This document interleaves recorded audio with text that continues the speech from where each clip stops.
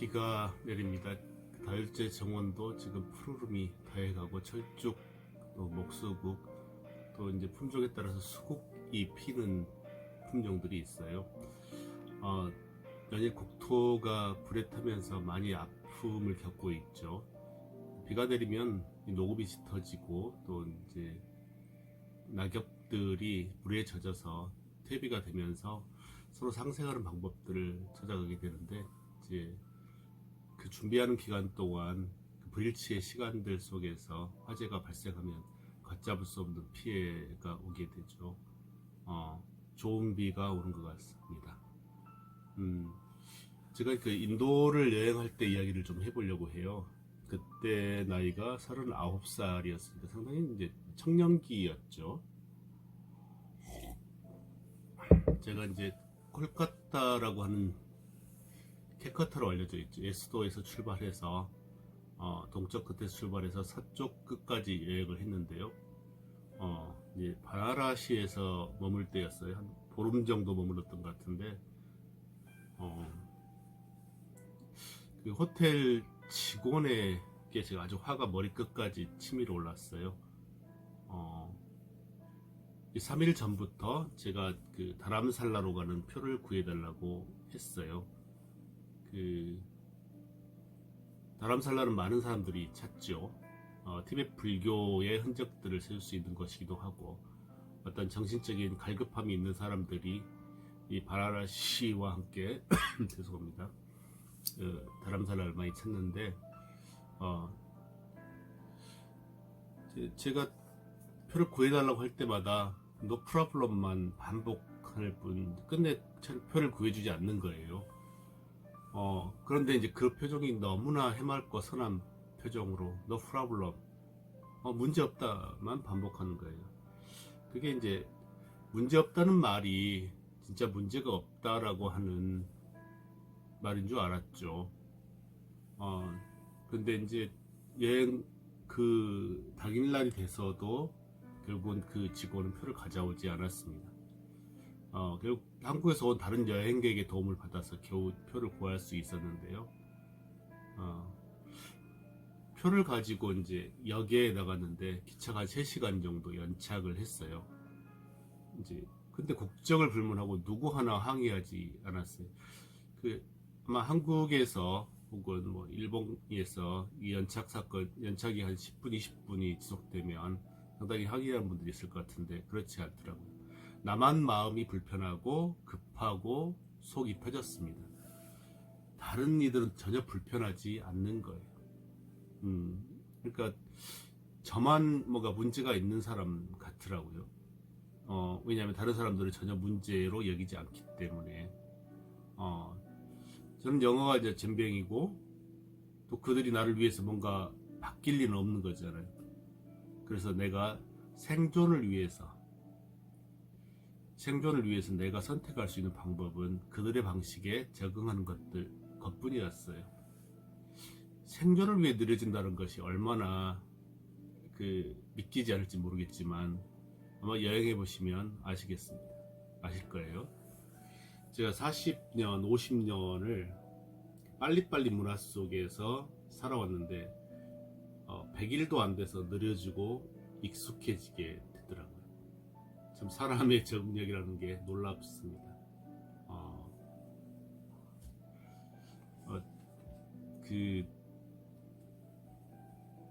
아까 이야기했죠. 저만 문제였다고 이야기를 했죠.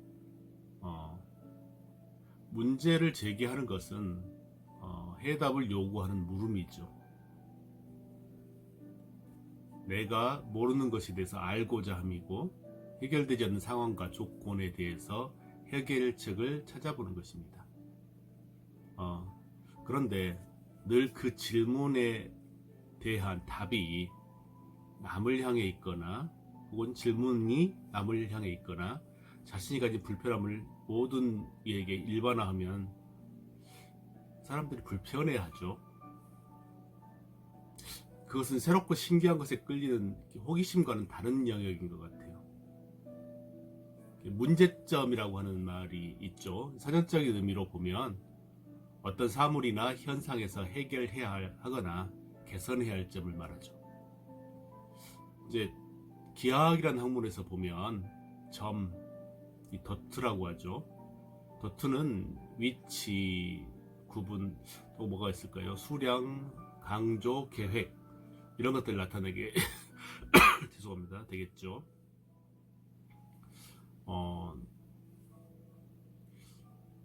그 기하학에서 점은 실제 하는 것이 아니라 합의로 사용하는 임의적 기호죠. 수학적 그 과정 속에서 여러 사람들, 학자들끼리 있다고 하자라고 합의해서 이룬 것이지 실제로 사물에서 점이 실제하는 건 아닙니다. 따라서 내가 바라보고 기준으로 삼는 점이 타인의 점과 다를 가능성이 매우 높습니다. 나의 점과 그의 점이 다르다는 거죠. 바라보는 지점이 다르기 때문에.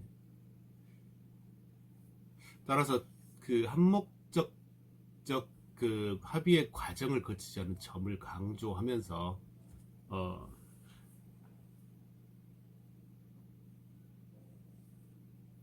내가 그것이 진실이라고 말하고 있을 때 타인의 눈에는 그게 홀로 자체 발광하는 것으로밖에 보일 수밖에 없다.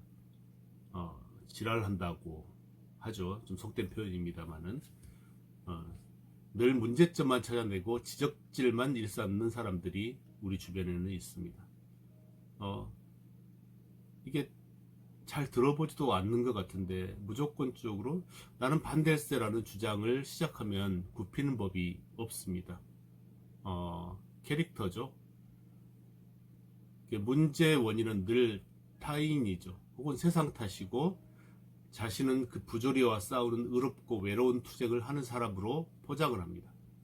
사건이나 상황에 대해서 문제제기에서 멈추지 못하고 심지어는 대상자들을 쓰레기로 만들어버리는 비난이나 부정, 모독까지도 서슴지 않습니다. 저도 그게 처음에는 참 선명한 사람으로 보이더라고요. 그리고 비타협적인 어떤 정의로운 사람으로 생각했던 적도 있었습니다. 근데 조금씩 불편해지더라고요.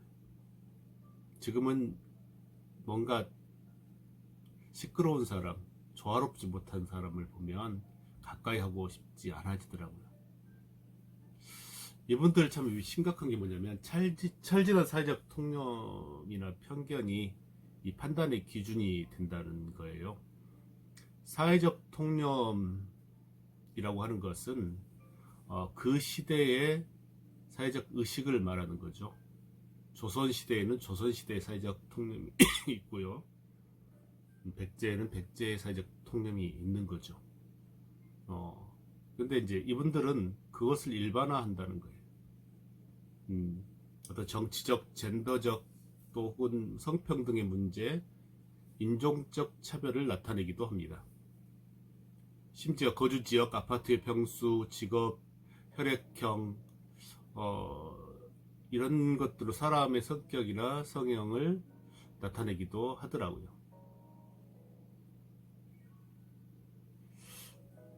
참 그런 모습들이 저는 안타까웠습니다.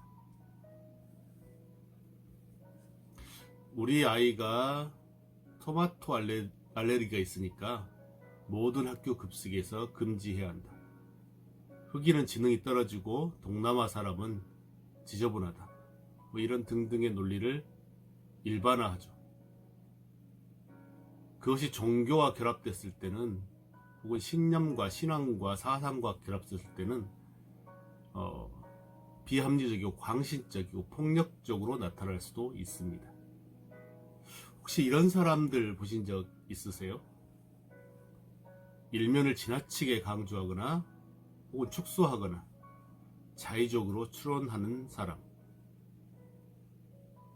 상상한 것을 일반적인 것 사실인 양 믿어버리고 왜곡하고 자신에게 유리한 것만 추려서 강조하고 불리한 것은 언급조차 하지 않는 사람, 보편적인 것을 개인적인 것으로 매도하고 폄훼해버리죠. 중간지대를 인정하지 않죠. 선과 악의 이분법적인 대결 구도로 만들어버리고 자신과 정서적으로 유대감이 있는 사람들의 논리를 무조건적으로 편들고 심지어는 논리를 만들어주죠.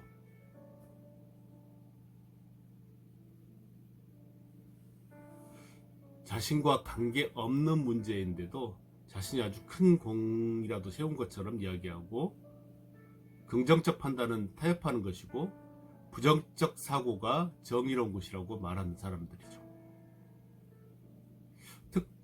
특정 한 면을 과장하여 두려움을 조장하죠. 그리고 파국으로 몰고 가기도 하죠. 제가 이게 연구라도 한 사람처럼 너무나 많이 사례를 들고 있는데요. 또 뭐가 있을까요? 이 타인에 대해서 낙인 찍기를 서슴지 않죠. 그룹을 만들어서 자신을 반대하는 사람을 따돌리기도 하죠. 우리가 인터넷 공간에서 댓글을 통해서 많이 보게 되죠. 그리고 그 혐오적인 별명을 붙여서 비하하거나 조롱하는 사람, 타인이 만들어낸 성과들을 과하게 질투하고 깎아내리거나 무시하기에 쓰고 일단 반대부터 하고 보는 사람들을 말하는 겁니다. 너무나 많이 나타나고 있는 것 같아요, 이런 분들이. 근데 이런 분들을 적절하게 잘 활용하는 사람들이 있습니다. 부추기고 물론 그분들은 자기의 존재를 드러내지 않죠. 이를 가리켜서 논리학에서는, 기하학은 말씀드렸고요, 논리학에서는 성급한 일반화, 과잉 일반화 또는 일반화의 오류라고 말합니다. 내가 바라보는 특정한 작은 것들, 특정한 것들, 나의 사적인 견해들을 가리켜서 그런 것들을 아주 일반적이고 대중적인 양 착각하고 그것을 강요하는 그룹들이죠. 그런 경우를 말하죠. 그런데 이제 심리학적으로 가면 좀 상황이 복잡해져요. 심각해지죠. 심리학에서는 개인의 임의적 추측을 또 사실 또는 현실과 혼돈하는 이 심리적 문제를 가진 인지적 오류로 판단을 합니다. 치료가 필요하다는 얘기죠. 우리가 이제 보통 이렇게 만 5세 이하의 아동들은 이제 자아가 성장하면서 독립하고자 하는 욕망들이 많이 나타나죠. 그때 그 시기엔 일반적으로 나타나는 것이 과잉 일반화 시기인 것 같아요. 과잉 일반화가 있죠. 그래서 어마어마한 것을 봤어요. 공룡을 봤어요. 곰돌이가 나를 쫓아왔어요. 이런 아이들을 보게 되죠. 그리고 자신에 대해서 철수를 하면 철수는 너무너무 슬퍼요 하면서 자신을 이렇게 분리해서 이야기하는 경우도 있죠.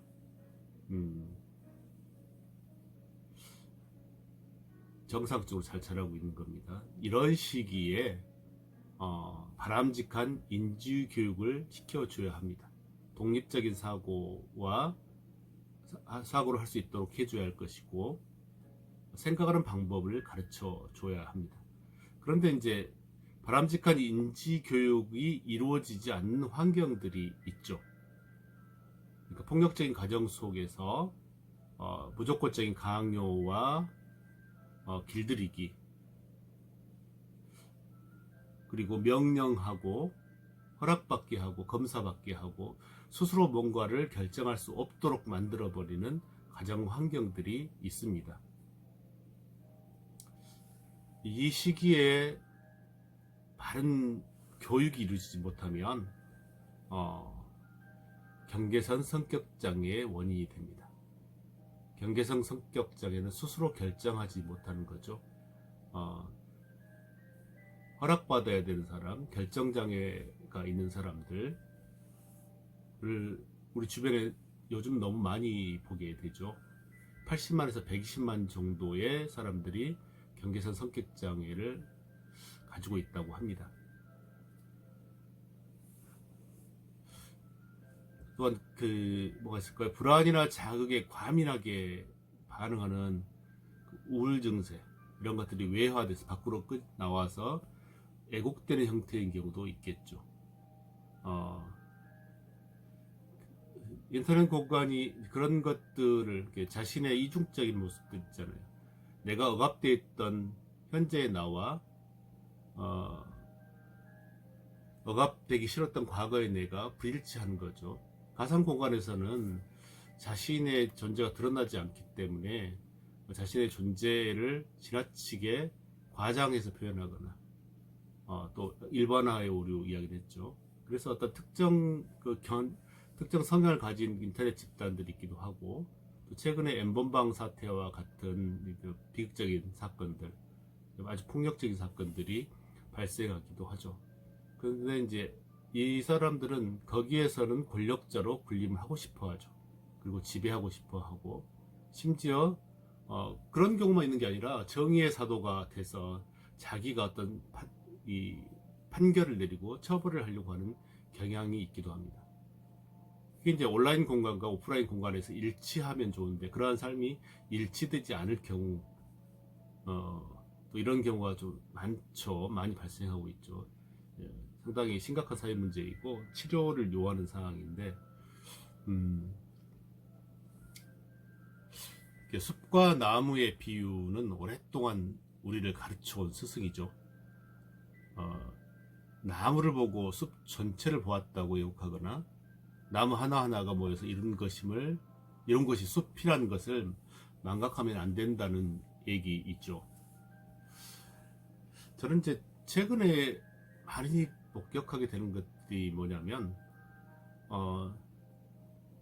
그 양면을 가지고 있으면서 도덕적 그 가치 판단이 안 되는 경우인 것 같아요. 그러니까 그런 경우로 볼 수 있겠죠. 국가 권력에 대해서는 나에게 직접적인 위해를 가할 수 없는 국가 권력에 대해서는 비판의 목소리를 높여요.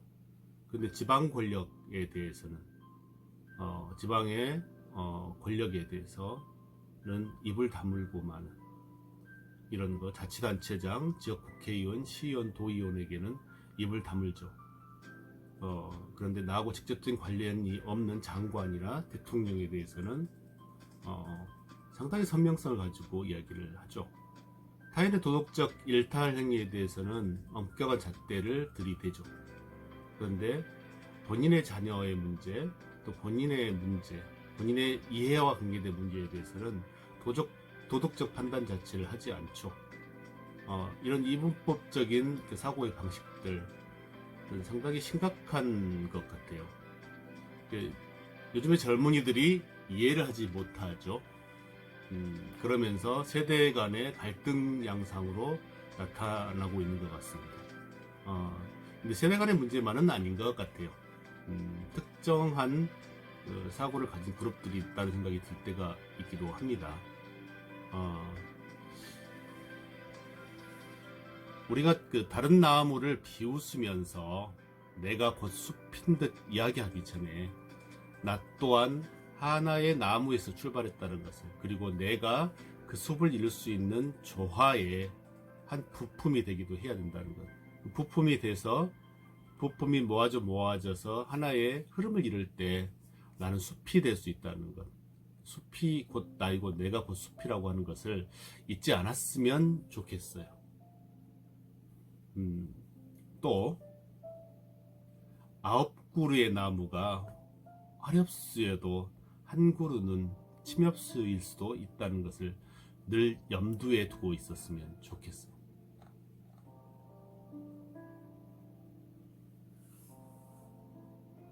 오늘 제가 여러분께 들려드리고 싶은 시는 문제라고 하는 시입니다. 늘 그 사람 눈에만 보인다면 그의 눈이 문제일 수도 있다. 오늘 방송 마치겠습니다.